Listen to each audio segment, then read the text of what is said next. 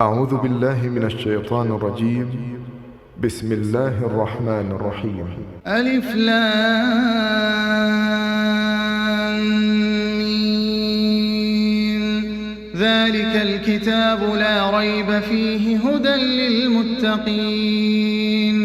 الذين يؤمنون بالغيب ويقيمون الصلاة ومما رزقناهم ينفقون والذين يؤمنون بما أنزل إليك وما أنزل من قبلك وبالآخرة هم يوقنون أولئك على هدى من ربهم وأولئك هم المفلحون. إن الذين كفروا سواء عليهم أنذرتهم أم لم تنذرهم لا يؤمنون. ختم الله على قلوبهم وعلى سمعهم وعلى أبصارهم غشاوة ولهم عذاب عظيم. ومن الناس من يقول آمنا بالله وباليوم الآخر وما هم بمؤمنين يخادعون الله والذين آمنوا وما يخدعون إلا أنفسهم وما يشعرون. في قلوبهم مرض فزادهم الله مرضا ولهم عذاب أليم بما كانوا يكذبون. وإذا قيل لهم لا تفسدوا في الأرض قالوا إنما نحن مصلحون ألا إنهم هم المفسدون ولكن لا يشعرون. وإذا قيل لهم آمنوا كما آمن الناس قالوا أنؤمن كما آمن السفهاء ألا إنهم هم السفهاء ولكن لا يعلمون. وإذا لقوا الذين آمنوا قالوا آمنا وإذا خلوا إلى شياطينهم قالوا إنا معكم إنما نحن مستهزئون. الله يستهزئ بهم ويمدهم في طغيانهم يعمهون. أولئك الذين اشتروا الضلالة بالهدى فما ربحت تجارتهم وما كانوا مهتدين. مثلهم كمثل الذي استوقد نارا فلما أضاءت ما حوله ذهب الله بنورهم وتركهم في ظلمات لا يبصرون. صم بكم عمي فهم لا يرجعون. أو كصيب من السماء فيه ظلمات ورعد وبرق يجعلون أصابعهم في آذانهم من الصواعق حذر الموت والله محيط بالكافرين. يكاد البرق يخطف أبصارهم كلما أضاء لهم مشوا فيه وإذا أظلم عليهم قاموا ولو شاء الله لذهب بسمعهم وأبصارهم إن الله على كل شيء قدير. يا أيها الناس اعبدوا ربكم الذي خلقكم والذين من قبلكم لعلكم تتقون. الذي جعل لكم الأرض فراشا والسماء بناء وأنزل من السماء ماء فأخرج به من الثمرات رزقا لكم فلا تجعلوا لله أندادا وأنتم تعلمون. وإن كنتم في ريب مما نزلنا على عبدنا فأتوا بسورة من مثله وادعوا شهداءكم من دون الله إن كنتم صادقين فإن لم تفعلوا ولن تفعلوا فاتقوا النار التي وقودها الناس والحجارة أعدت للكافرين وبشر الذين آمنوا وعملوا الصالحات أن لهم جنات تجري من تحتها الأنهار كلما رزقوا منها من ثمرة رزقا قالوا هذا الذي رزقنا من قبل وأتوا به متشابها ولهم فيها أزواج مطهرة وهم فيها خالدون إن الله لا يستحيي أن يضرب مثلا ما بعوضة فما فوقها فأما الذين آمنوا فيعلمون أنه الحق من ربهم وأما الذين كفروا فيقولون ماذا أراد الله بهذا مثلا يضل به كثيرا ويهدي به كثيرا وما يضل به إلا الفاسقين الذين ينقضون عهد الله من بعد ميثاقه ويقطعون ما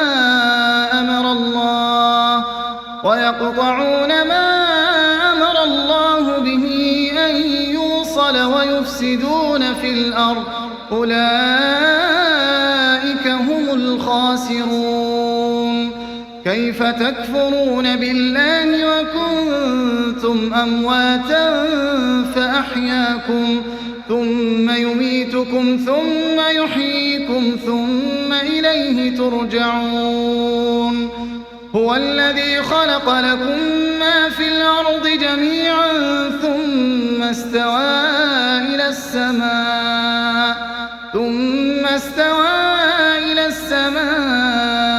فسواهن 7 سماوات وهو بكل شيء عليم وإذ قال ربك للملائكة إني جاعل في الأرض خليفة قالوا أتجعل فيها من يفسد فيها ويسفك الدماء ونحن نسبح بحمدك ونقدس لك قال إني أعلم ما لا تعلمون وعلم آدم الأسماء كلها ثم عرضهم على الملائكة فقال أنبئوني بأسماء هؤلاء إن كنتم صادقين قالوا سبحانك لا علم لنا إلا ما علمتنا إنك أنت العليم الحكيم قال يا آدم أنبئهم بأسمائهم فلما أنبأهم بأسمائهم قال ألم أقل لكم إني أعلم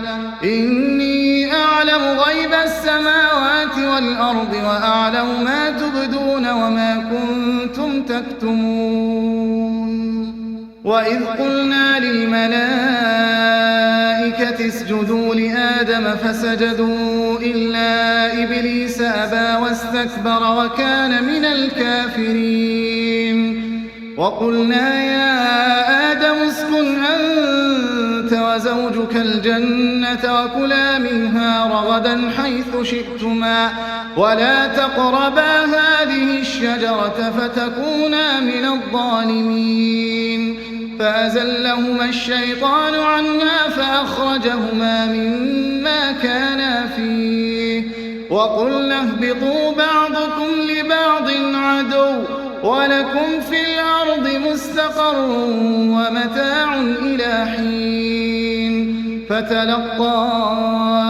آدم من ربه كلمات فتاب عليه إنه هو التواب الرحيم قلنا اهبطوا منها جميعا فإما يأتينكم مني هدى فمن تبع هداي فلا خوف عليهم ولا هم يحزنون والذين كفروا وكذبوا بآياتنا أولئك أصحاب النار هم فيها خالدون يا بني إسرائيل اذكروا نعمتي التي أنعمت عليكم وأوفوا بعهدي أوف بعهدكم وإياي فارهبون وآمنوا بما أنزلت مصدقا لما معكم ولا تكونوا أول كافر به ولا تشتروا بآياتي ثمنا قليلا وإياي فاتقون ولا تلبسوا الحق بالباطل وتكتموا الحق وأنتم تعلمون وأقيموا الصلاة وآتوا الزكاة واركعوا مع الراكعين أتأمرون الناس بالبر وتنسون أنفسكم وأنتم تتلون الكتاب أفلا تعقلون واستعينوا بالصبر والصلاة وإنها لكبيرة إلا على الخاشعين الذين يظنون أنهم ملاقو ربهم وأنهم إليه راجعون يا بني إسرائيل اذكروا نعمتي التي أنعمت عليكم وأني فضلتكم على العالمين واتقوا يوما لا تجزي نفس عن نفس شيئا ولا يقبل منها شفاعة ولا يؤخذ منها عدل ولا هم ينصرون وإذ نجيناكم من آل فرعون يسومونكم سوء العذاب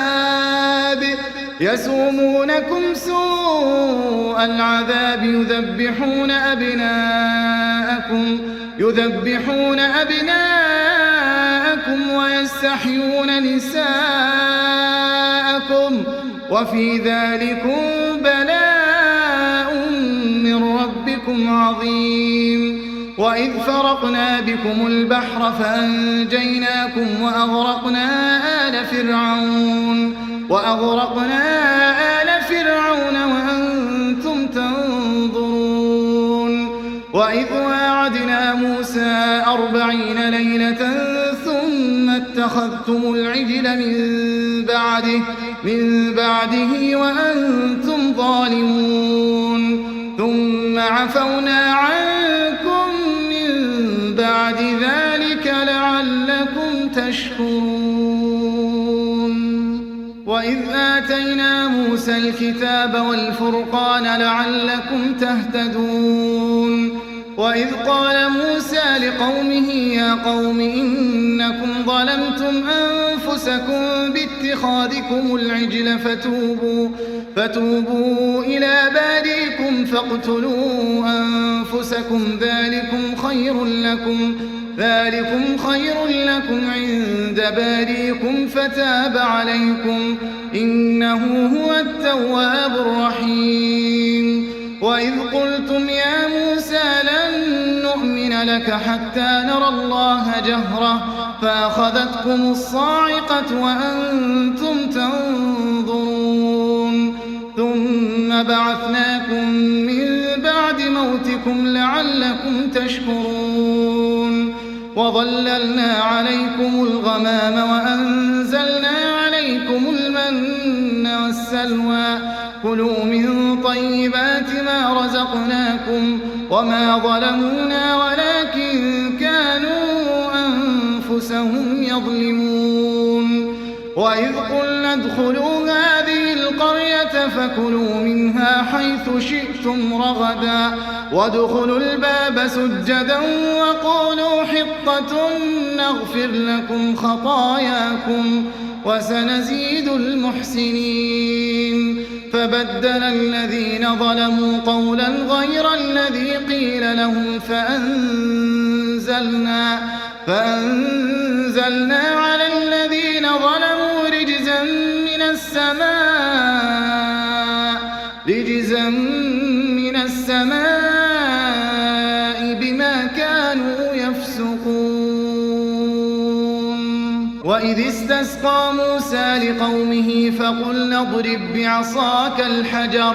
فانفجرت منه 12 عينا قد علم كل أناس مشربهم كلوا واشربوا من رزق الله ولا تعثوا في الأرض مفسدين وإذ قلتم يا موسى لن نصبر على طعام واحد فادع لنا ربك يخرج لنا مما تنبت الأرض من بقلها وقثائها وفومها وعدسها وبصلها قال أتستبدلون الذي هو أدنى بالذي هو خير اهبطوا مصرا فإن لكم ما سألتم وضربت عليهم الذلة والمسكنة وباءوا بغضب من الله ذلك بأنهم كانوا يكفرون بآيات الله ويقتلون النبيين بغير الحق ذلك بما عصوا وكانوا يعتدون إن الذين آمنوا والذين هادوا والنصارى والصابئين من آمن بالله واليوم الآخر وعمل صالحا فلهم أجرهم عند ربهم ولا خوف عليهم ولا هم يحزنون وإذ أخذنا ميثاقكم ورفعنا فوقكم الطور خذوا ما آتيناكم بقوة واذكروا ما فيه لعلكم تتقون ثم توليتم من بعد ذلك فلولا فضل الله عليكم ورحمته لكنتم من الخاسرين ولقد علمتم الذين اعتدوا منكم في السبت فقلنا لهم كونوا قردة خاسئين فجعلناها نكالا لما بين يديها وما خلفها وموعظة للمتقين وإذ قال موسى لقومه إن الله يأمركم أن تذبحوا بقرة قالوا أتتخذنا هزوا قال أعوذ بالله أن أكون من الجاهلين قالوا ادع لنا ربك يبين لنا ما هي قال إنه يقول إنها بقرة لا فارض ولا بكر عوان بين ذلك فافعلوا ما تؤمرون قالوا ادع لنا ربك يبين لنا ما لونها قال إنه يقول إنها بقرة صفراء فاقع لونها تسر الناظرين قالوا ادع لنا ربك يبين لنا ما هي إن البقرة شابه علينا وإنا إن شاء الله لمهتدون قال إنه يقول إنها بقرة لا ذلول تثير الأرض ولا تسقي الحرث مسلمة لا شية فيها قالوا الآن جئت بالحق فذبحوها وما كادوا يفعلون وإذ قتلتم نفسا فادارأتم فيها والله مخرج ما كنتم تكتمون فقلنا اضربوه ببعضها كذلك يحيي الله الموتى ويريكم آياته لعلكم تعقلون ثم قست قلوبكم من بعد ذلك فهي كالحجارة أو أشد قسوة وإن من الحجارة لما يتفجر منه الأنهار وإن منها لما يشقق فيخرج منه الماء وإن منها لما يهبط من خشية الله وما الله بغافل عما تعملون أفتطمعون أن يؤمنوا لكم وقد كان فريق منهم يسمعون كلام الله ثم يحرفونه من بعد ما عقلوه وهم يعلمون وإذا لقوا الذين آمنوا قالوا آمنا وإذا خلا بعضهم إلى بعض قالوا أتحدثونهم بما فتح الله عليكم ليحاجوكم به عند ربكم أفلا تعقلون أولا يعلمون أن الله يعلم ما يسرون وما يعلنون ومنهم أميون لا يعلمون الكتاب إلا أماني وإن هم إلا يظنون فويل للذين يكتبون الكتاب بأيديهم ثم يقولون هذا من عند الله ليشتروا به ثمنا قليلا فويل لهم مما كتبت أيديهم وويل لهم مما يكسبون وقالوا لن تمسنا النار إلا أياما معدودة قل أتخذتم عند الله عهدا فلن يخلف الله عهده أم تقولون على الله ما لا تعلمون بلى من كسب سيئة وأحاطت به خطيئته فأولئك أصحاب النار هم فيها خالدون والذين آمنوا وعملوا الصالحات أولئك أصحاب الجنة هم فيها خالدون وإذ أخذنا ميثاق بني إسرائيل لا تعبدون إلا الله وبالوالدين إحسانا وذي القربى واليتامى والمساكين وقولوا للناس حسنا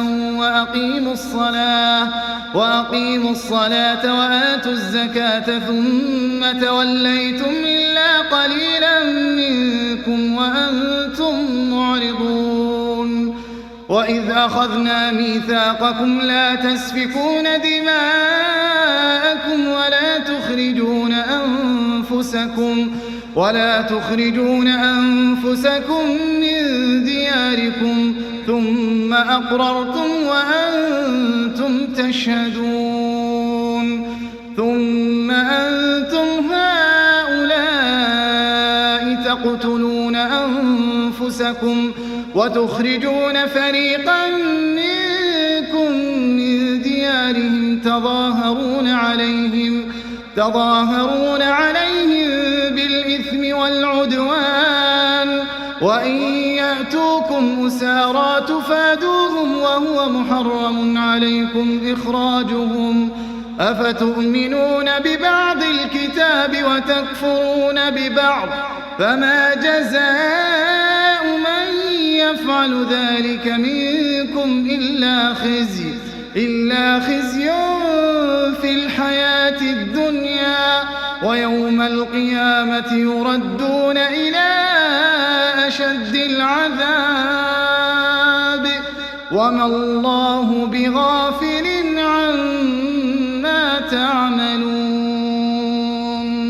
أولئك الذين اشتروا الحياة الدنيا بالآخرة فلا يخفف عنهم العذاب ولا هم ينصرون ولقد آتينا موسى الكتاب وقفينا من بعده بالرسل وآتينا عيسى ابن مريم البينات وأيدناه بروح القدس أفكلما جاءكم رسول بما لا تهوى أنفسكم استكبرتم ففريقا كذبتم وفريقا تقتلون وقالوا قلوبنا غلف بل لعنهم الله بكفرهم فقليلا ما يؤمنون ولما جاءهم كتاب من عند الله مصدق لما معهم وكانوا من قبل يستفتحون على الذين كفروا فلما جاءهم ما عرفوا كفروا به فلعنة الله على الكافرين بئس ما اشتروا به أنفسهم أن يكفروا بما أنزل الله بغيا أن ينزل الله من فضله على من يشاء من عباده فباءوا بغضب على غضب وللكافرين عذاب مهين وإذا قيل لهم آمنوا بما أنزل الله قالوا نؤمن بما أنزل علينا ويكفرون بما وراءه وهو الحق مصدقا لما معهم قل فلم تقتلون أنبياء الله من قبل إن كنتم مؤمنين ولقد جاءكم موسى بالبينات ثم اتخذتم العجل من بعده وأنتم ظالمون وإذ أخذنا ميثاقكم ورفعنا فوقكم الطور خذوا ما آتيناكم بقوة واسمعوا قالوا سمعنا وعصينا وأشربوا في قلوبهم العجل بكفرهم قل بئس ما يأمركم به إيمانكم إن كنتم مؤمنين قل إن كانت لكم الدار الآخرة عند الله خالصة من دون الناس فتمنوا الموت إن كنتم صادقين ولن يتمنوه أبدا بما قدمت أيديهم والله عليم بالظالمين ولتجدنهم أحرص الناس على حياة ومن الذين أشركوا يود أحدهم لو يعمر 1000 سنة وما هو بمزحزحه من العذاب أن يعمر والله بصير بما يعملون قل من كان عدوا لجبريل فإنه نزله على قلبك بإذن الله مصدقا لما بين يديه وهدى وبشرى للمؤمنين من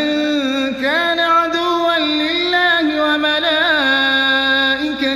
ورسله وجبريل وميكال فإن الله عدو للكافرين ولقد أنزلنا إليك آيات بينات وما يكفر بها إلا الفاسقون أوكلما عاهدوا عهدا نبذه فريق منهم بل أكثرهم لا يؤمنون ولما جاءهم رسول من عند الله مصدق لما معهم نبذ فريق من الذين أوتوا الكتاب كتاب الله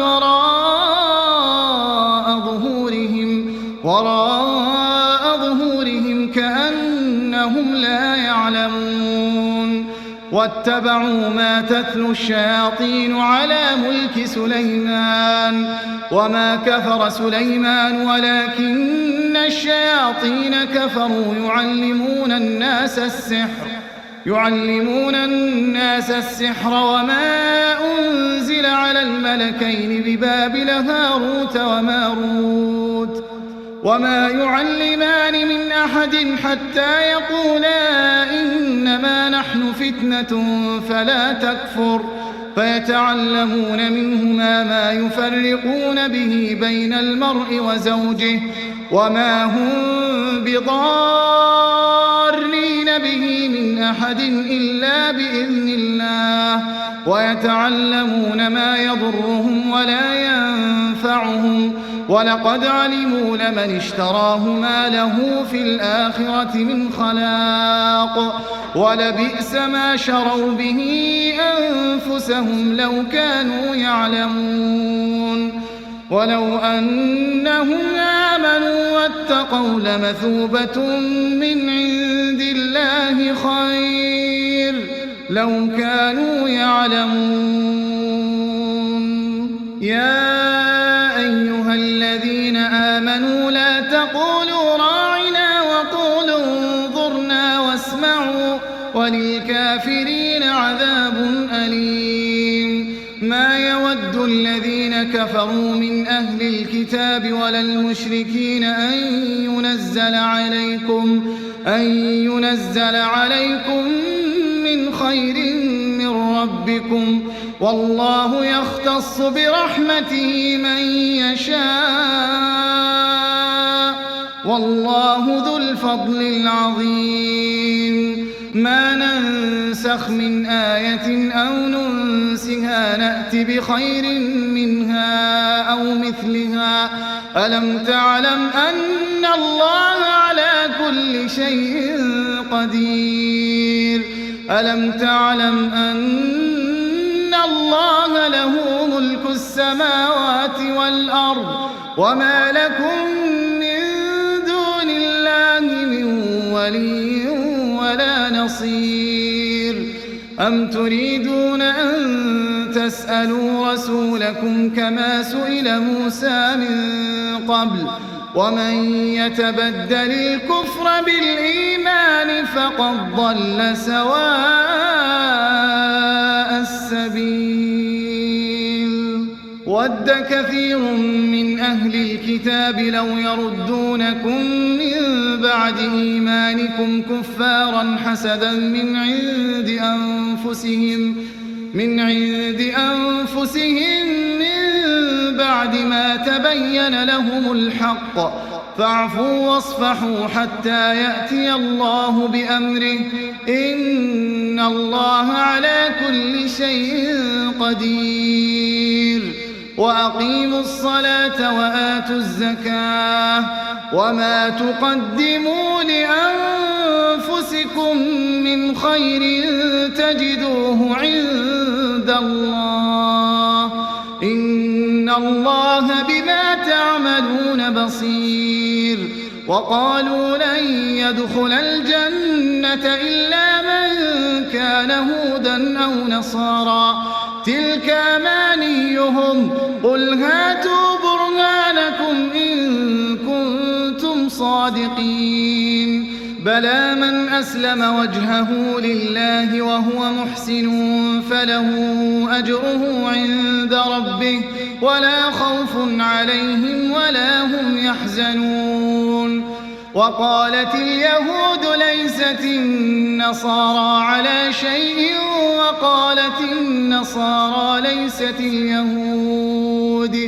وقالت النصارى ليست اليهود على شيء وهم يتلون الكتاب كذلك قال الذين لا يعلمون مثل قولهم فالله يحكم بينهم يوم القيامة فيما كانوا فيه يختلفون ومن أظلم ممن منع مساجد الله أن يذكر فيها اسمه وسعى في خرابها أولئك ما كان لهم أن يدخلوها إلا خائفين لهم في الدنيا خزي ولهم في الآخرة عذاب عظيم ولله المشرق والمغرب فأينما تولوا فثم وجه الله إن الله واسع عليم وقالوا اتخذ الله ولدا سبحانه بل له ما في السماوات والأرض كل له قانتون بديع السماوات والأرض وإذا قضى أمرا فإنما يقول له كن فيكون وقال الذين لا يعلمون لولا يكلمنا الله أو تأتينا آية كذلك قال الذين من قبلهم مثل قولهم تشابهت قلوبهم قد بينا الآيات لقوم يوقنون إنا أرسلناك بالحق بشيرا ونذيرا ولا تسأل عن أصحاب الجحيم ولن ترضى عنك اليهود ولا النصارى حتى تتبع ملتهم قل إن هدى الله هو الهدى ولئن اتبعت أهواءهم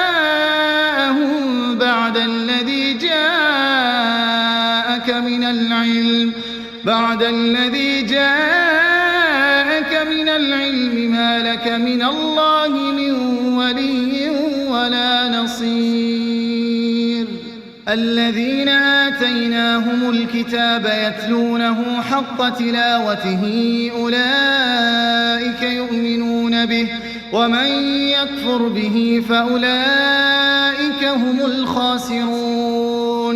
يا بني إسرائيل اذكروا نعمتي التي أنعمت عليكم وأني فضلتكم على العالمين واتقوا يوما لا تجزي نفس عن نفس شيئا ولا يقبل منها عدل ولا تنفعها شفاعة ولا هم ينصرون وإذ ابتلى إبراهيم ربه بكلمات فأتمهم قال إني جاعلك للناس إماما قال ومن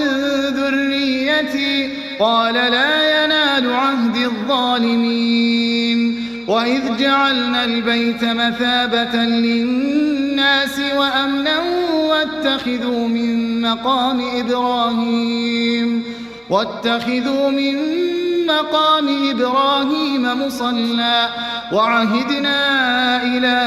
إبراهيم وإسماعيل أن طهرا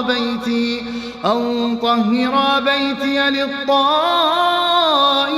والعاكفين والركع السجود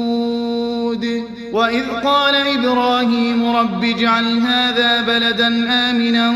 وارزق أهله من الثمرات من آمن منهم بالله واليوم الآخر قال ومن كفر فأمتعه قليلا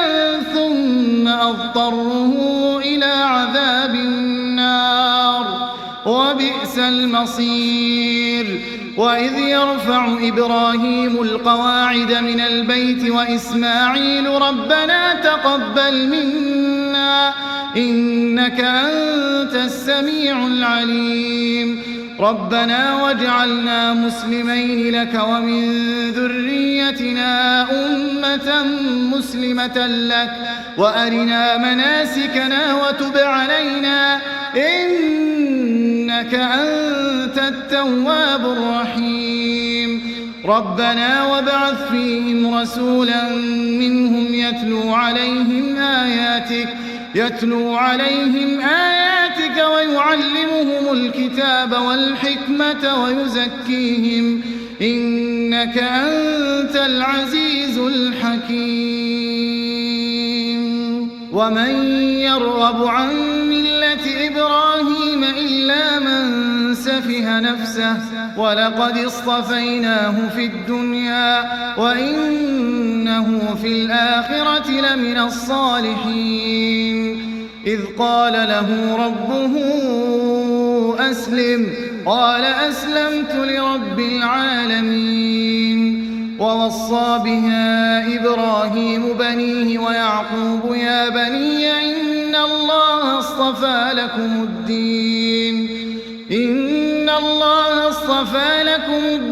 فلا تموتن إلا وأنتم مسلمون أم كنتم شهداء إذ حضر يعقوب الموت إذ قال لبنيه ما تعبدون من بعدي قالوا نعبد إلهك وإله آبائك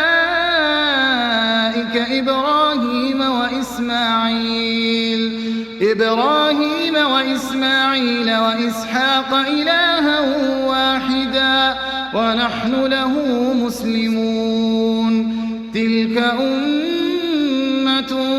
قد خلت لها ما كسبت ولكم ما كسبتم ولا تسألون عما كانوا يعملون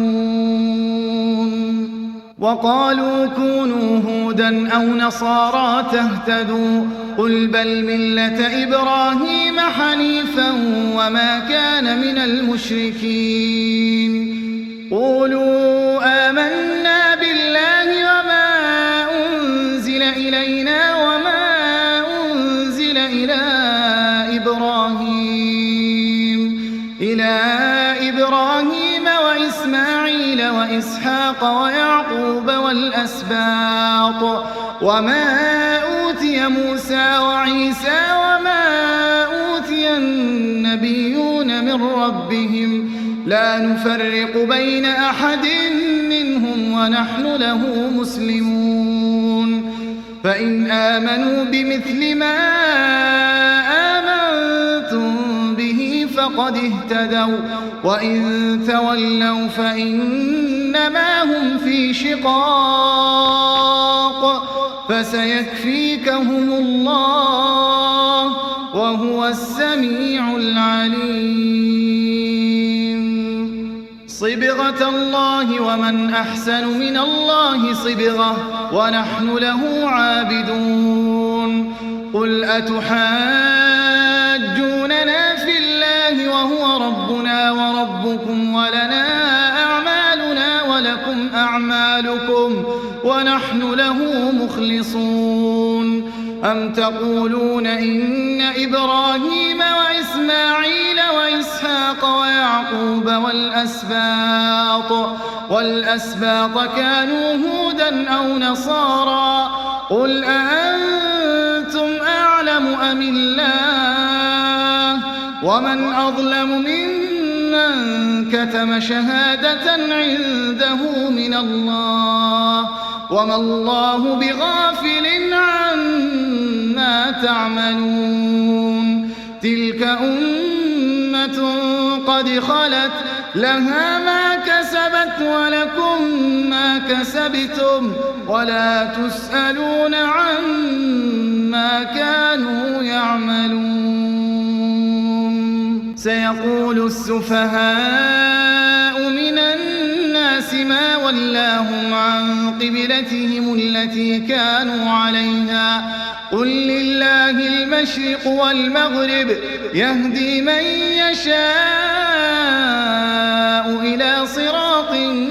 مستقيم وكذلك جعلناكم أمة وسطا لتكونوا شهداء على الناس ويكون الرسول عليكم شهيدا وما جعلنا القبلة التي كنت عليها إلا لنعلم من يتبع الرسول ممن ينقلب على عقبيه وإن كانت لكبيرة إلا على الذين هدى الله وما كان الله ليضيع إيمانكم إن الله بالناس لرؤوف رحيم قد نرى تقلب وجهك في السماء فلنولينك قبلة ترضاها فول وجهك شطر المسجد الحرام وحيث ما كنتم فولوا وجوهكم شطره وإن الذين أوتوا الكتاب ليعلمون أنه الحق من ربهم وما الله بغافل عما يعملون ولئن أتيت الذين أوتوا الكتاب بكل آية ما تبعوا قبلتك وما أنت بتابع قبلتهم وما بعضهم بتابع قبلة بعض ولئن اتبعت أهواءهم من بعد ما جاءك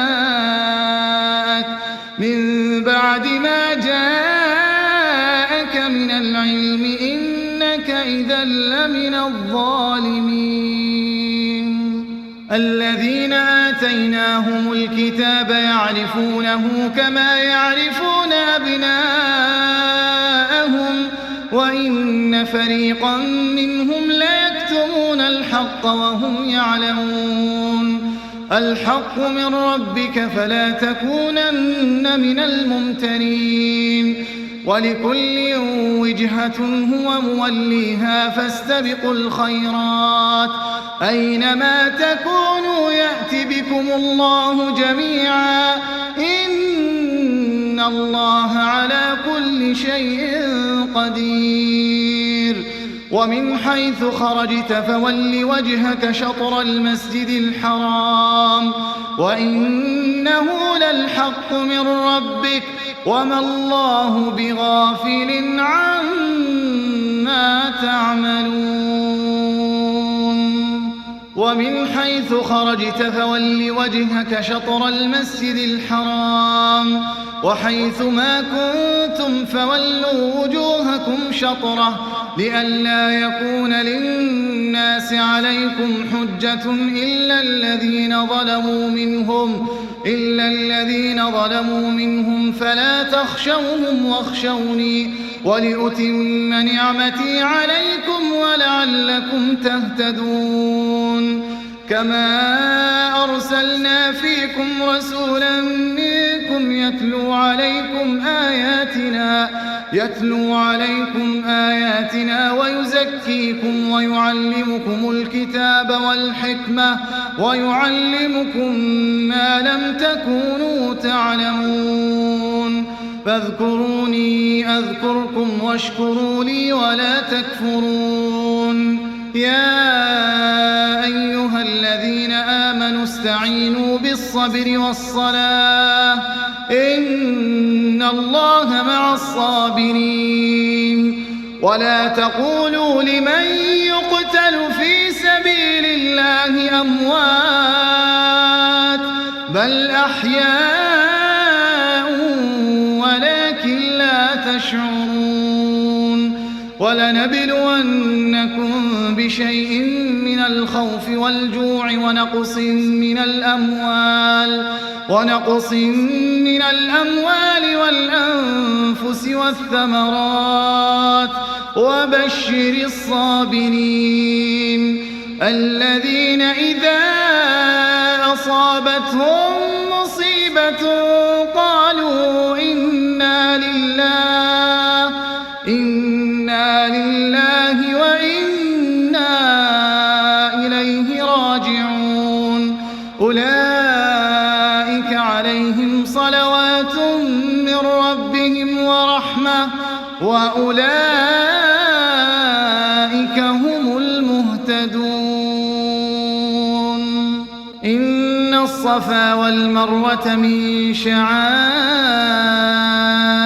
الله فمن حج البيت أو اعتمر فلا جناح عليه أن يطوف بهما ومن تطوع خيرا فإن الله شاكر عليم إن الذين يكتمون ما أنزلنا من البينات والهدى من بعد ما بيناه للناس في الكتاب أولئك يلعنهم الله ويلعنهم اللاعنون إلا الذين تابوا وأصلحوا وبينوا فأولئك أتوب عليهم وأنا التواب الرحيم إن الذين كفروا وماتوا وهم كفار أولئك عليهم لعنة الله والملائكة والناس أجمعين خالدين فيها لا يخفف عنهم العذاب ولا هم ينظرون وإلهكم إله واحد لا إله إلا هو الرحمن الرحيم إن في خلق السماوات والأرض واختلاف الليل والنهار والفلك التي تجري في البحر بما ينفع الناس وما أنزل الله من السماء من ماء فأحيا به الأرض بعد موتها وبث فيها من كل دابة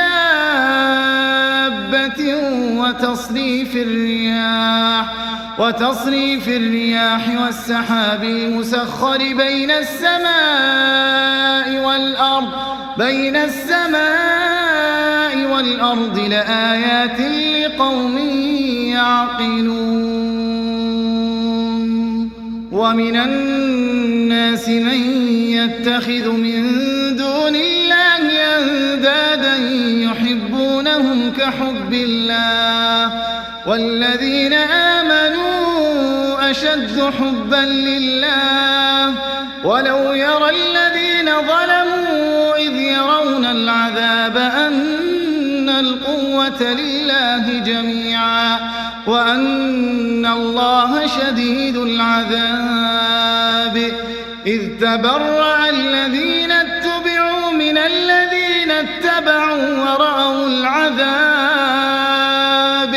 ورأوا العذاب وتقطعت بهم الأسباب وقال الذين اتبعوا لو أن لنا كرة فنتبرأ منهم كما تبرأوا منا كذلك يريهم الله أعمالهم حسرات عليهم وما هم بخارجين من النار يا أيها الناس كلوا مما في الأرض حلالا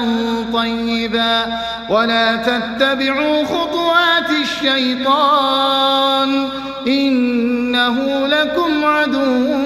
مبين إنما يأمركم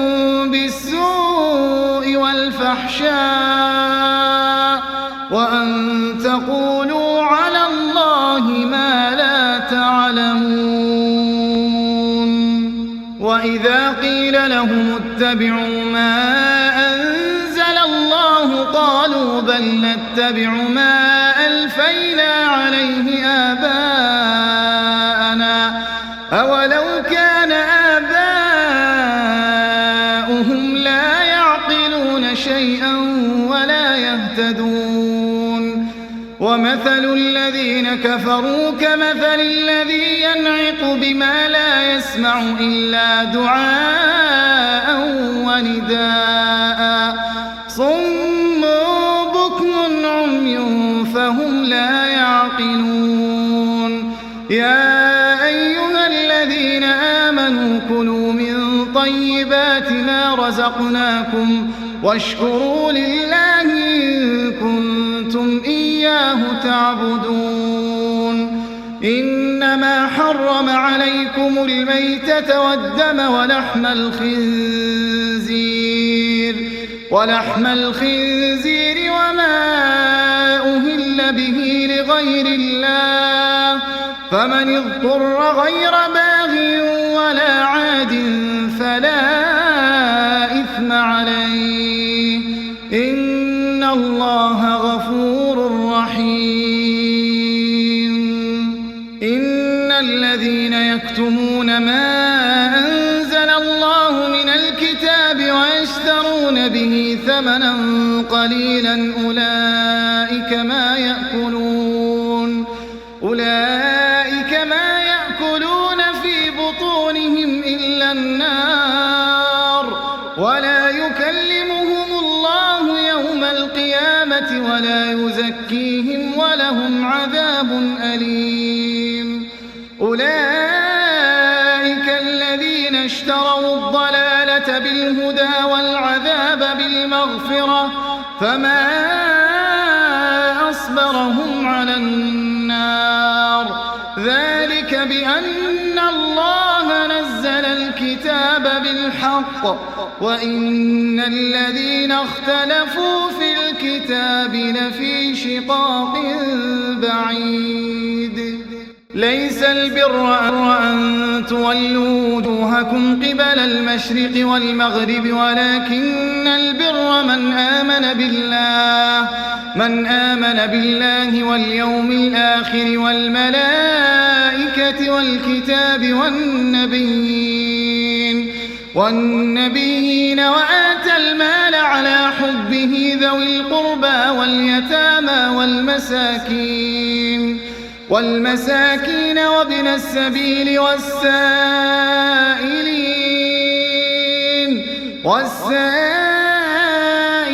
وفي الرقاب وأقام الصلاة وآتى الزكاة والموفون بعهدهم إذا عاهدوا والصابرين في البأساء والضراء وحين البأس أولئك الذين صدقوا وأولئك هم المتقون يا أيها الذين آمنوا كتب عليكم القصاص في القتلى الحر بالحر والعبد بالعبد والأنثى بالأنثى فمن عفي له من أخيه شيء فاتباع بالمعروف وأداء إليه بإحسان ذلك تخفيف من ربكم ورحمة فمن اعتدى بعد ذلك فله عذاب أليم ولكم في القصاص حياة يا أولي الألباب لعلكم تتقون كتب عليكم إذا حضر أحدكم الموت إن ترك خيرا الوصية للوالدين والأقربين بالمعروف حقا على المتقين فمن بدله بعدما سمعه فإنما إثمه على الذين يبدلونه إن الله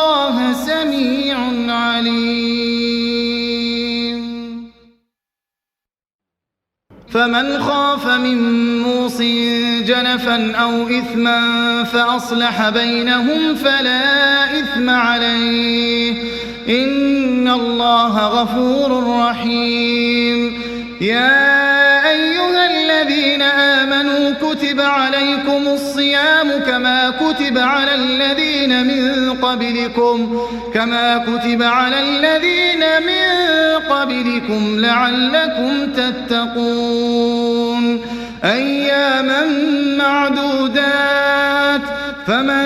كان منكم مريضا أو على سفر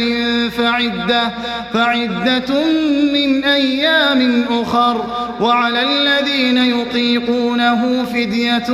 طعام مسكين، فمن تطوع خيرا فهو خير له، وأن تصوموا خير لكم إن كنتم تعلمون. شهر رمضان الذي أنزل فيه القرآن هدى للناس وبينات من الهدى والفرقان، فمن شهد منكم الشهر فليصمه، ومن كان مريضا أو على سفر فعدة من أيام أخر، يريد الله بكم اليسر ولا يريد بكم العسر، ولتكملوا العدة ولتكبروا الله على ما هداكم ولعلكم تشكرون. وإذا سالك عبادي عني فإني قريب أجيب دعوة الداع إذا دعان، فليستجيبوا لي وليؤمنوا بي لعلهم يرشدون. أحل لكم ليلة الصيام الرفث إلى نسائكم هن لباس لكم وأنتم لباس لهم، علم الله أنكم كنتم تختانون أنفسكم فتاب عليكم وعفى عنكم، فالآن باشروهن وابتغوا ما كتب الله لكم، وكلوا واشربوا حتى يتبين لكم الخيط الأبيض من الخيط الأسود من الفجر، ثم أتموا الصيام إلى الليل، ولا تباشروهن وأنتم عاكفون في المساجد، تلك حدود الله فلا تقربوها، كذلك يبين الله آياته للناس لعلهم يتقون. ولا تأكلوا أموالكم بينكم بالباطل وتدلوا بها إلى الحكام لتأكلوا فريقا من أموال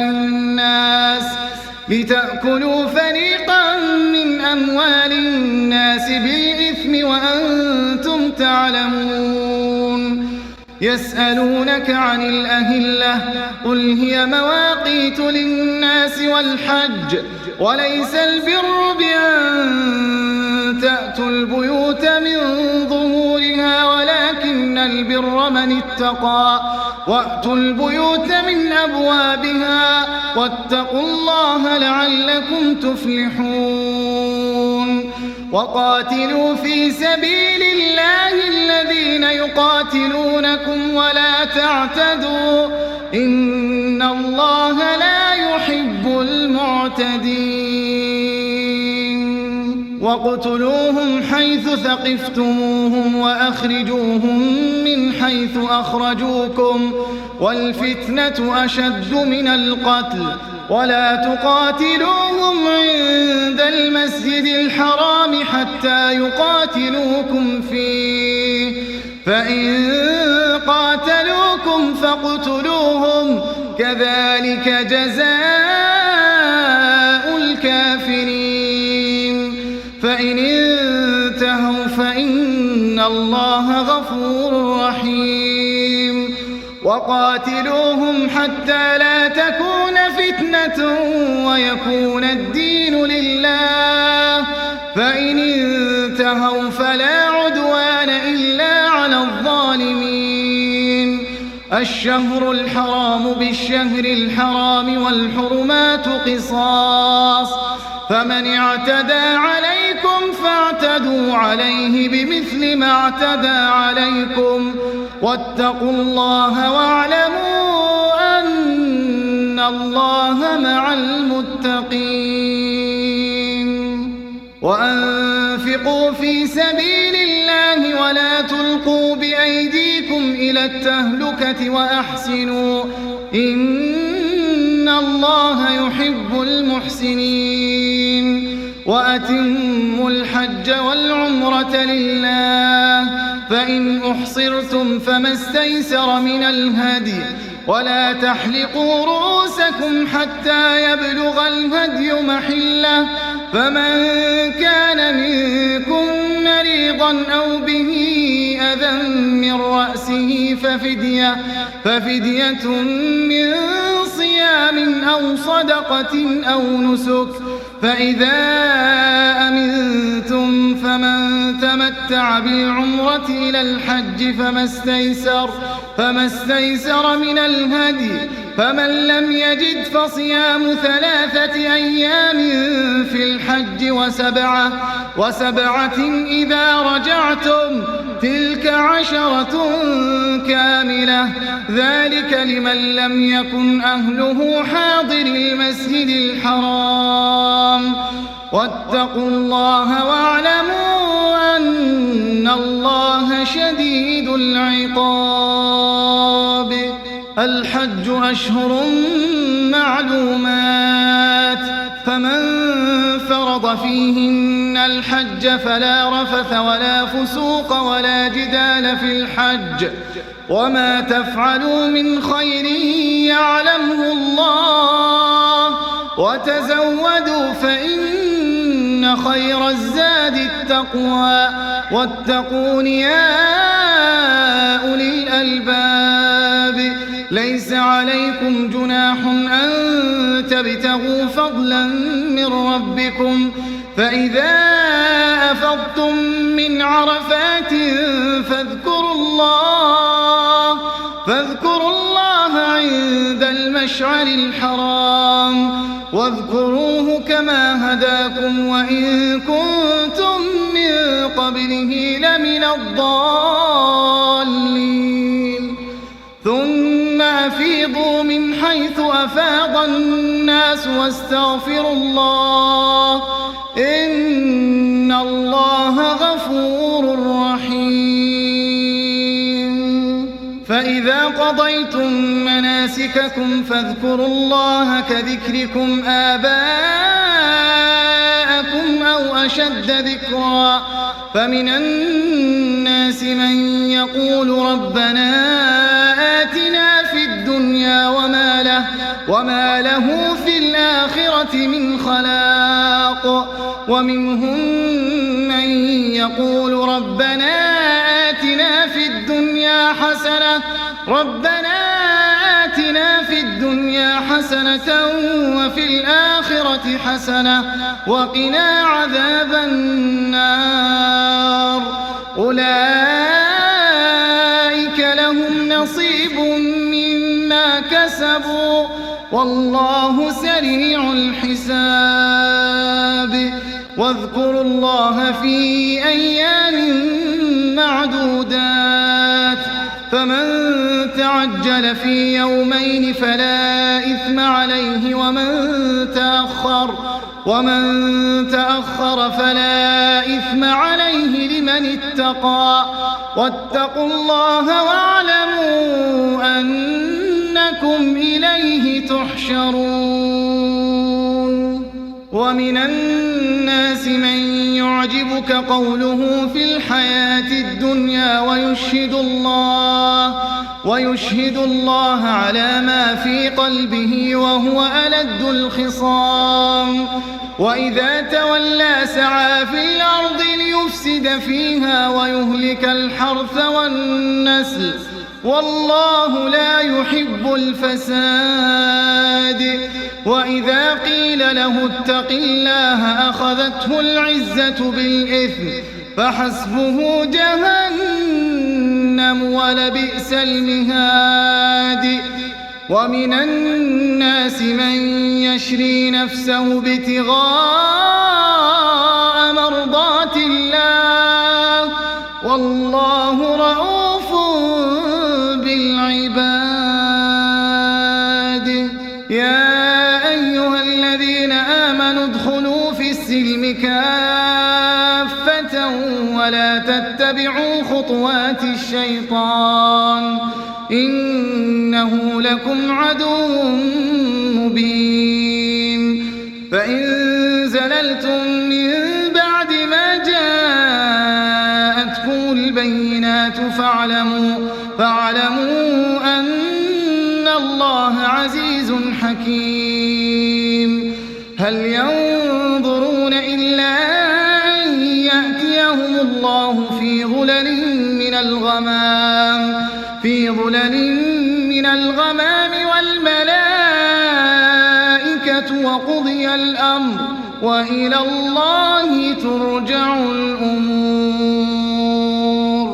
سل بني إسرائيل كم آتيناهم من آية بينة ومن يبدل نعمة الله من بعد ما جاءته فإن الله شديد العقاب. زين للذين كفروا الحياة الدنيا ويسخرون من الذين آمنوا والذين اتقوا فوقهم يوم القيامة والله يرزق من يشاء بغير حساب. كان الناس أمة واحدة فبعث الله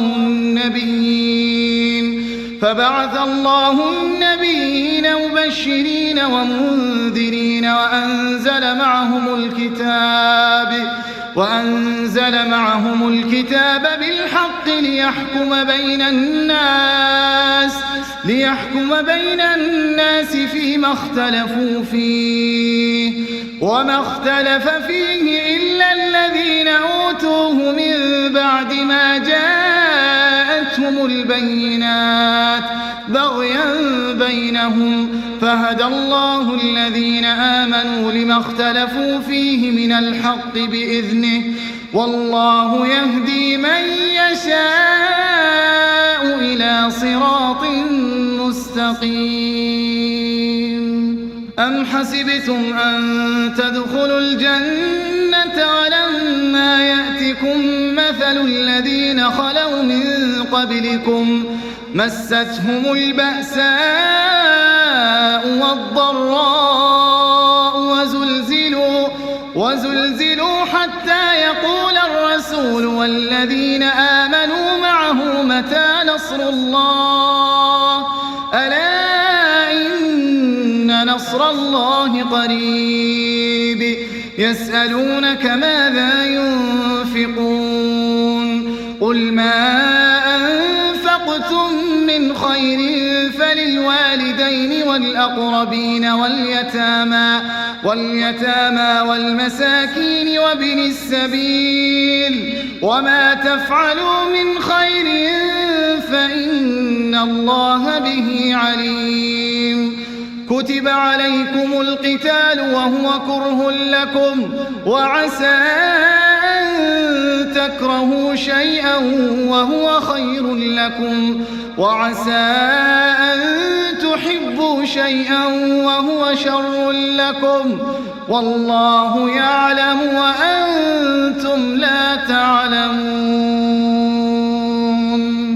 يسألونك عن الشهر الحرام قتال فيه قل قتال فيه كبير وصد عن سبيل الله وكفر به والمسجد الحرام وإخراج أهله منه أكبر عند الله والفتنة أكبر من القتل ولا يزالون يقاتلونكم حتى يردوكم عن دينكم إن استطاعوا ومن يرتدد منكم عن دينه فيمت وهو كافر فأولئك حبطت أعمالهم في الدنيا والآخرة وأولئك أصحاب النار هم فيها خالدون. إن الذين آمنوا والذين هاجروا وجاهدوا في سبيل الله أولئك يرجون رحمة الله والله غفور رحيم. يسألونك عن الخمر والميسر قل فيهما إثم كبير ومنافع للناس وإثمهما أكبر من نفعهما ويسألونك ماذا ينفقون قل العفو كذلك يبين الله لكم الآيات لعلكم تتفكرون في الدنيا والآخرة. ويسألونك عن اليتامى قل إصلاح لهم خير وإن تخالطوهم فإخوانكم والله يعلم المفسد من المصلح ولو شاء الله لأعنتكم إن الله عزيز حكيم. ولا تنكحوا المشركات حتى يؤمن ولأمة مؤمنة خير من مشركة ولو أعجبتكم ولا تنكحوا المشركين حتى يؤمنوا ولعبد مؤمن خير من مشرك ولو أعجبكم أولئك يدعون إلى النار والله يدعو إلى الجنة والمغفرة بإذنه ويبين آياته للناس لعلهم يتذكرون. ويسألونك عن المحيض قل هو أذى فاعتزلوا النساء في المحيض ولا تقربوهن حتى يطهرن فإذا تطهرن فأتوهن من حيث أمركم الله إن الله يحب التوابين ويحب المتطهرين. نساؤكم حرث لكم فأتوا حرثكم أنى شئتم وقدموا لأنفسكم واتقوا الله واعلموا أنكم ملاقوه وبشر المؤمنين. ولا تجعلوا الله عرضة لأيمانكم أن تبروا وتتقوا وتصلحوا بين الناس والله سميع عليم. لا يؤاخذكم الله باللغو في أيمانكم ولكن يؤاخذكم بما كسبت قلوبكم والله غفور حليم. للذين يؤلون من نسائهم تربص 4 أشهر فإن فاءوا فإن الله غفور رحيم. وإن عزموا الطلاق فإن الله سميع عليم. والمطلقات يتربصن بأنفسهن 3 قروء ولا يحل لهن أن يكتمن ما خلق الله في أرحامهن إن كن يؤمن بالله واليوم الآخر وبعولتهن أحق بردهن في ذلك إن أرادوا إصلاحا ولهن مثل الذي عليهن بالمعروف وللرجال عليهن درجة والله عزيز حكيم. الطلاق مرتان فإمساك بمعروف أو تسريح بإحسان ولا يحل لكم أن تأخذوا مما آتيتموهن شيئا إلا أن يخافا ألا يقيما حدود الله فإن خفتم ألا يقيما حدود الله فلا جناح عليهما فيما افتدت به تلك حدود الله فلا تعتدوها ومن يتعد حدود الله فأولئك هم الظالمون فإن طلقها فلا تحل له من بعد حتى تنكح زوجا غيره فإن طلقها فلا جناح عليهما أن يتراجعا إن ظنا أن يقيما حدود الله وتلك حدود الله يبينها لقوم يعلمون وإذا طلقتم النساء فبلغن أجلهن فأمسكوهن بمعروف أو سرحوهن بمعروف ولا تمسكوهن ضرارا لتعتدوا ومن يفعل ذلك فقد ظلم نفسه ولا تتخذوا آيات الله هزوا واذكروا نعمة الله عليكم وما أنزل عليكم من الكتاب والحكمة يعظكم به واتقوا الله واعلموا أن الله بكل شيء عليم وإذا طلقتم النساء فبلغن أجلهن فلا تعضلوهن أن ينكحن أزواجهن إذا تراضوا بينهم بالمعروف ذلك يوعظ به من كان منكم يؤمن بالله واليوم الآخر ذلكم أزكى لكم وأطهر والله يعلم وأنتم لا تعلمون والوالدات يرضعن أولادهن حولين كاملين لمن أراد أن يتم الرضاعة وعلى المولود له رزقهن وكسوتهن بالمعروف لا تكلف نفس إلا وسعها لا تضار والدة بولدها ولا مولود له بولده وعلى الوارث مثل ذلك فإن أرادا فصالا عن تراض منهما وتشاور فلا جناح عليهما وإن أردتم أن تسترضعوا أولادكم فلا جناح عليكم إذا سلمتم ما آتيتم بالمعروف واتقوا الله واعلموا أن الله بما تعملون بصير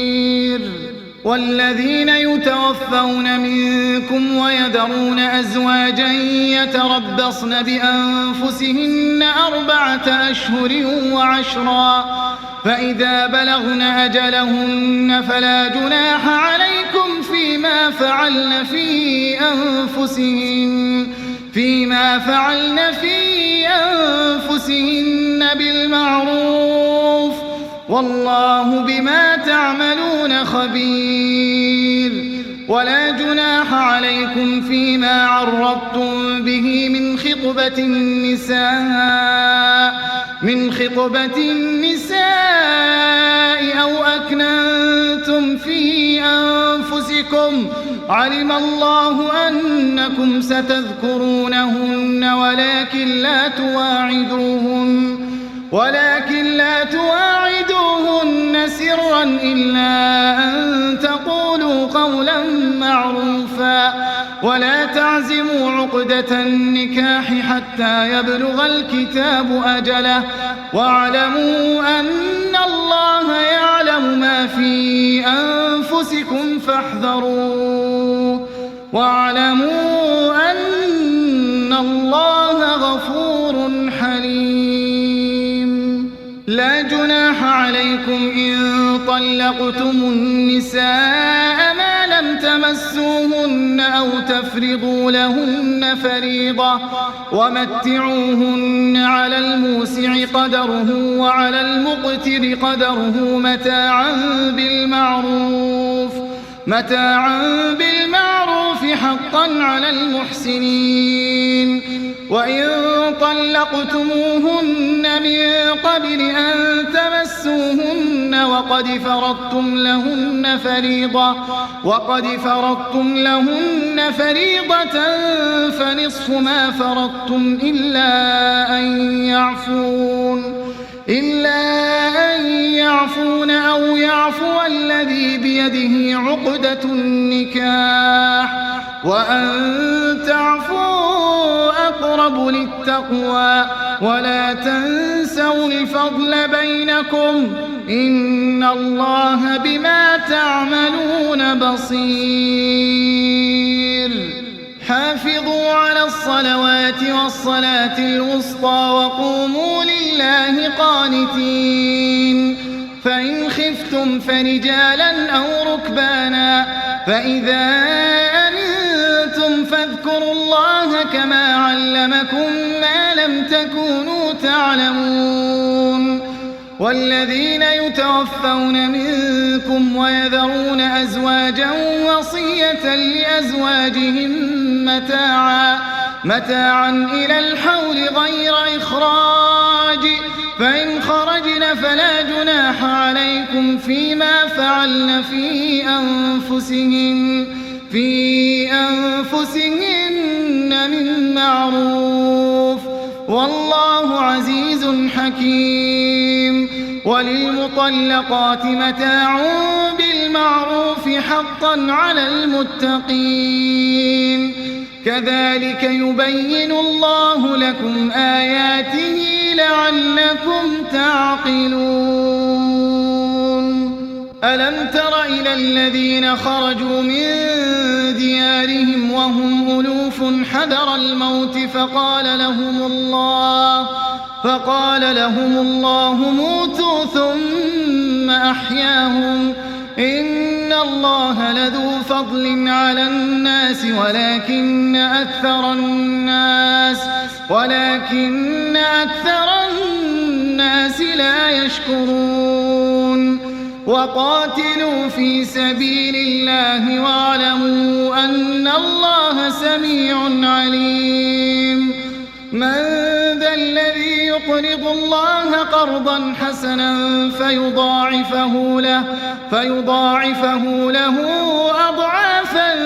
كثيرة والله يقبض ويبسط وإليه ترجعون.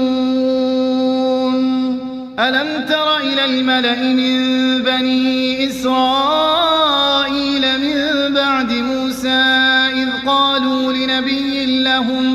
إذ قالوا لنبي لهم ابعث لنا ملكا نقاتل في سبيل الله قال هل عسيتم إن كتب عليكم القتال ألا تقاتلوا قالوا وما لنا ألا نقاتل في سبيل الله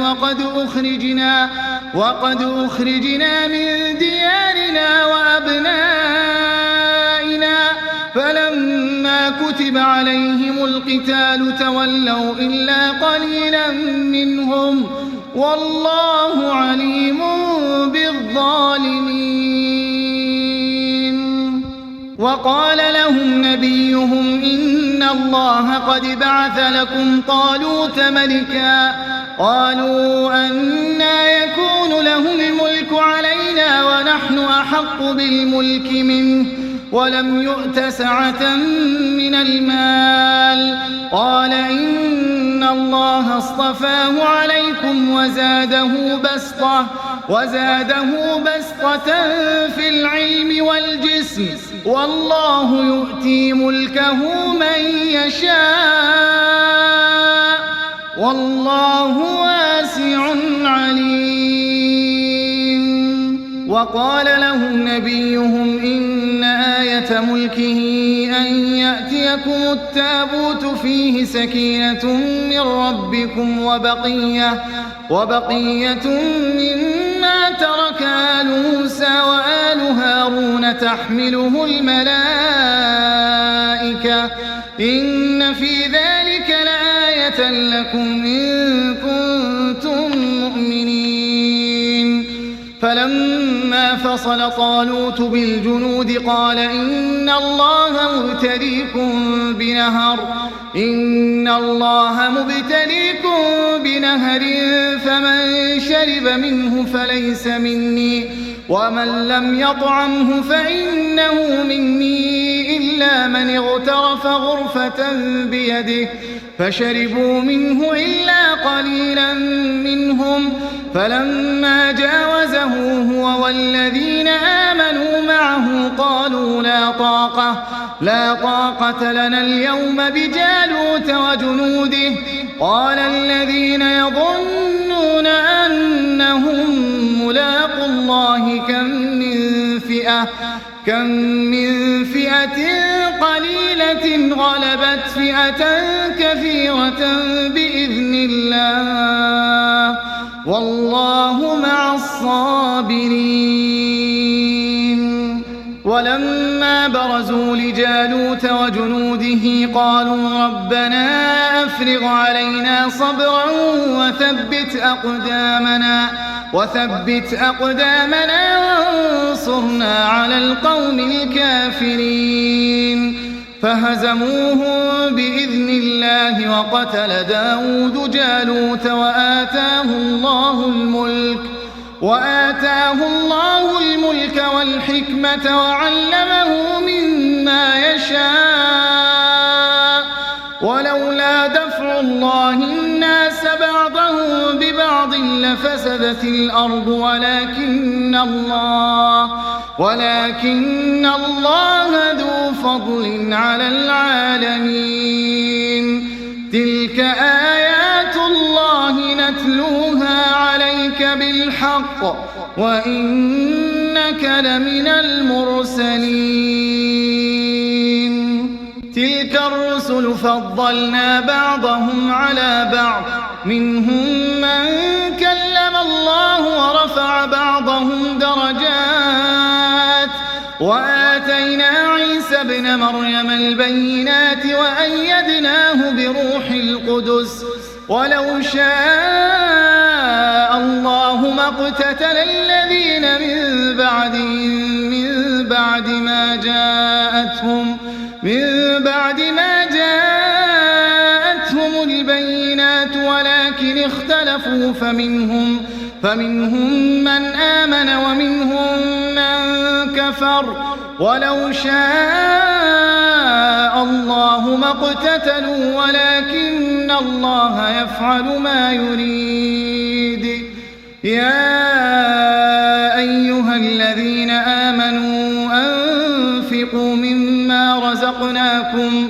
من قبل أن يأتي يوم لا بيع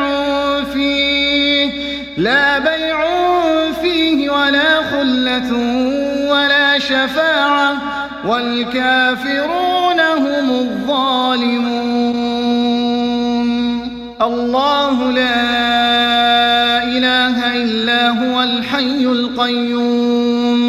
لا تأخذه سنة ولا نوم له ما في السماوات وما في الأرض من ذا الذي يشفع عنده إلا بإذنه يعلم ما بين أيديهم وما خلفهم ولا يحيطون بشيء من علمه إلا بما شاء وسع كرسيه السماوات والأرض ولا يؤوده حفظهما وهو العلي العظيم لا إكراه في الدين قد تبين الرشد من الغي فمن يكفر بالطاغوت ويؤمن بالله فقد استمسك بالعروة الوثقى لا انفصام لها والله سميع عليم الله ولي الذين آمنوا يخرجهم من الظلمات إلى النور والذين كفروا أولياؤهم الطاغوت يخرجونهم من النور إلى الظلمات أولئك أصحاب النار هم فيها خالدون ألم تر إلى الذي حاج إبراهيم في ربه أن آتاه الله الملك إذ قال إبراهيم ربي الذي يحيي ويميت قال أنا أحيي وأميت قال إبراهيم فإن الله يأتي بالشمس من المشرق فأت بها من المغرب فبهت الذي كفر والله لا يهدي القوم الظالمين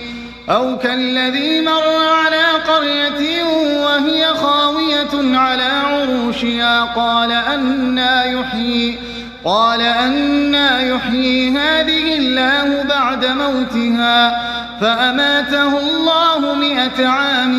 ثم بعثه قال كم لبثت قال لبثت يوما أو بعض يوم قال بل لبثت 100 عام فانظر إلى طعامك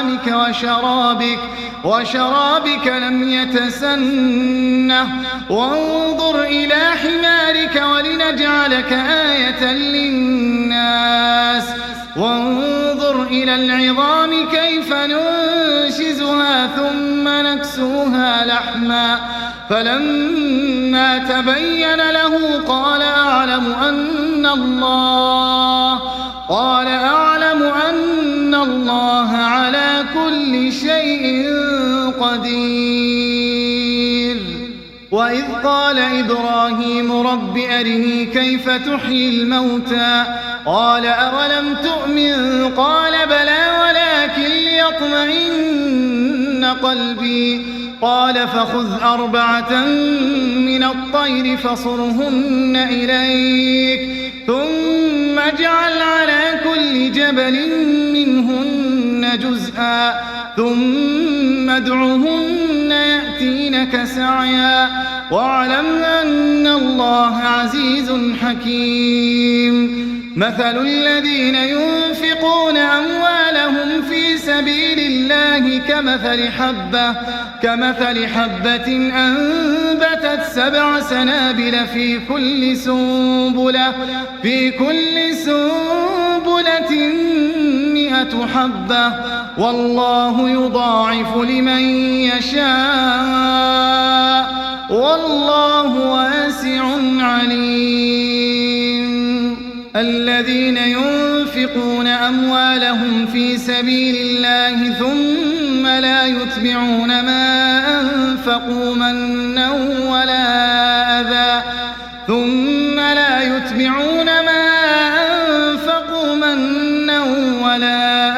لهم أجرهم عند ربهم ولا خوف عليهم ولا هم يحزنون قول معروف ومغفرة خير من صدقة يتبعها أذى والله غني حليم يا أيها الذين آمنوا لا تبطلوا صدقاتكم بالمن والأذى كالذي ينفق ماله رئاء الناس ولا يؤمن بالله واليوم الآخر فمثله كمثل صفوان عليه تراب فأصابه وابل فتركه صلدا لا يقدرون على شيء مما كسبوا والله لا يهدي القوم الكافرين ومثل الذين ينفقون أموالهم ابتغاء مرضات الله وتثبيتا من أنفسهم كمثل جنة بربوة أصابها وابل فآتت أكلها ضعفين فإن لم يصبها وابل فطل والله بما تعملون بصير أيود أحدكم أن تكون له جنة من نخيل وأعناب تجري من تحتها الأنهار له فيها من كل الثمرات وأصابه الكبر وله ذرية ضعفاء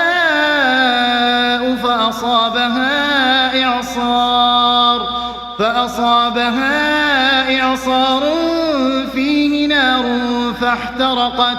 كذلك يبين الله لكم الآيات لعلكم تتفكرون يا أيها الذين آمنوا أنفقوا من طيبات ما كسبتم ومما أخرجنا لكم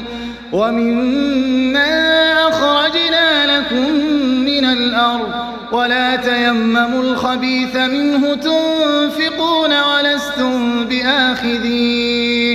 ولستم بآخذيه إلا أن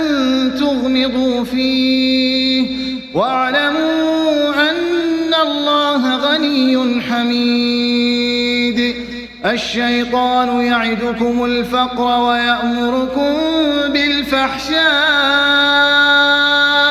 والله يعدكم مغفرة منه وفضلا والله واسع عليم يؤتي الحكمة من يشاء ومن يؤت الحكمة فقد أوتي خيرا كثيرا وما يذكر إلا أولو الألباب وما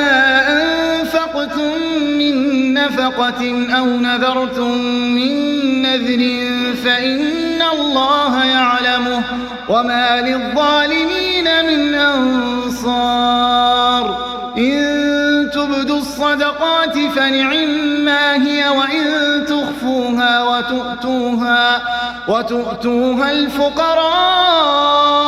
فهو خير لكم ويكفر عنكم من سيئاتكم والله بما تعملون خبير ليس عليك هداهم ولكن الله يهدي من يشاء وما تنفقوا من خير فلأنفسكم وما تنفقون إلا ابتغاء وجه الله وما تنفقوا من خير يوفى إليكم وأنتم لا تظلمون للفقراء الذين أحصروا في سبيل الله لا يستطيعون ضربا في الأرض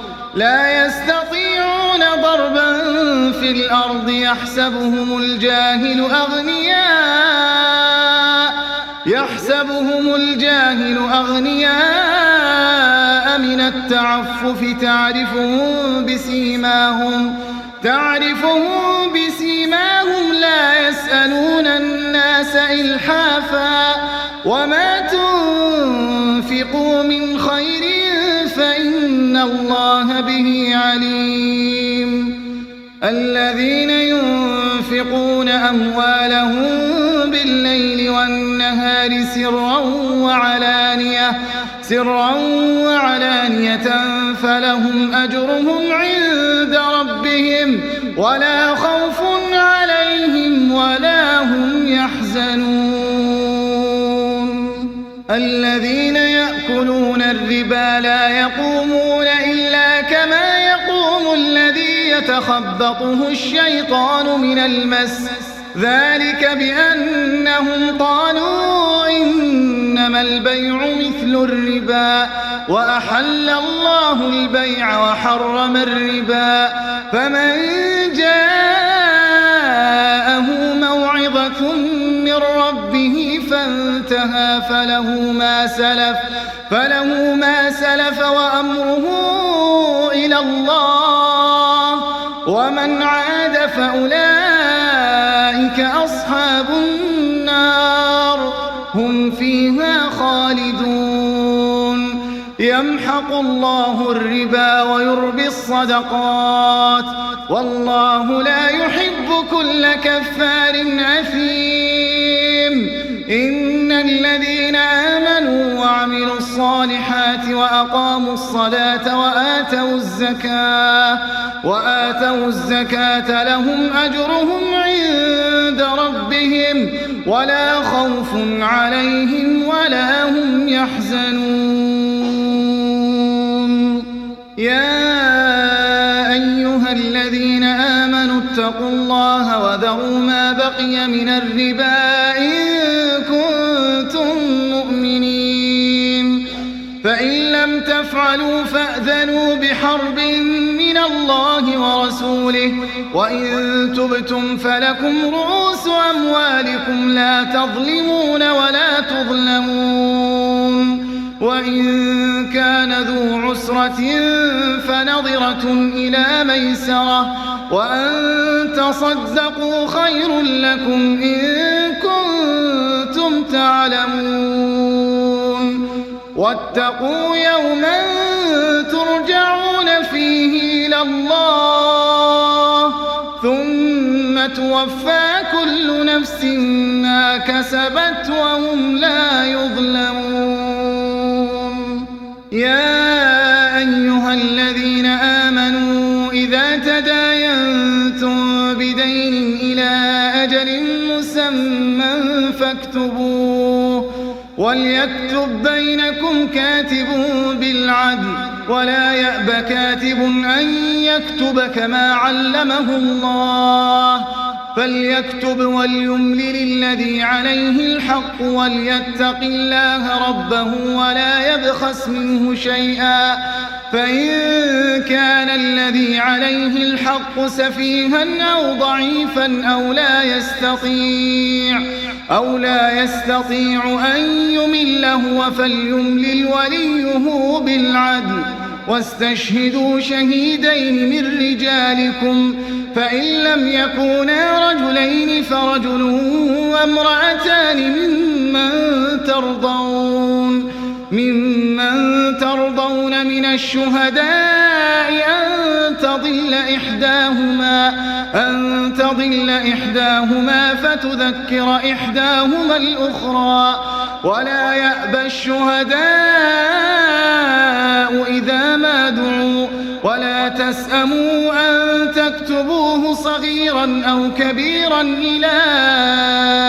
أجله ذلكم أقسط عند الله وأقوم للشهادة وأدنى ألا ترتابوا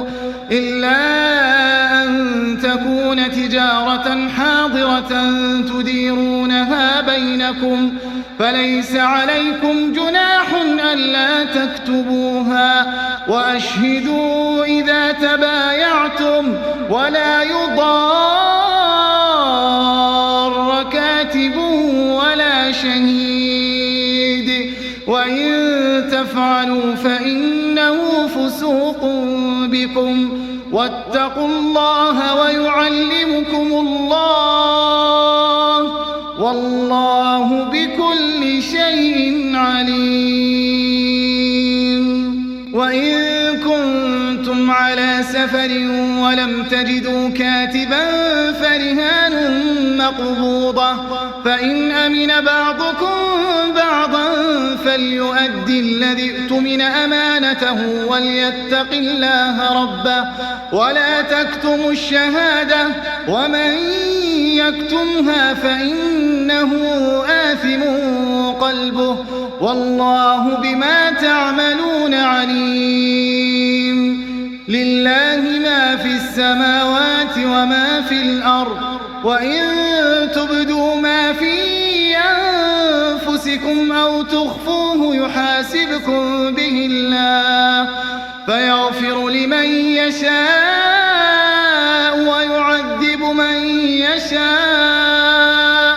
والله على كل شيء قدير. آمن الرسول بما أنزل إليه من ربه والمؤمنون كل آمن بالله وملائكته وكتبه ورسله لا نفرق بين أحد من رسله وقالوا سمعنا وأطعنا غفرانك ربنا وإليك المصير. لا يكلف الله نفسا إلا وسعها لها ما كسبت وعليها ما اكتسبت ربنا لا تؤاخذنا إن نسينا أو أخطأنا ربنا ولا تحمل علينا إصرا كما حملته على الذين من قبلنا ربنا ولا تحملنا ما لا طاقة لنا به واعف عنا واغفر لنا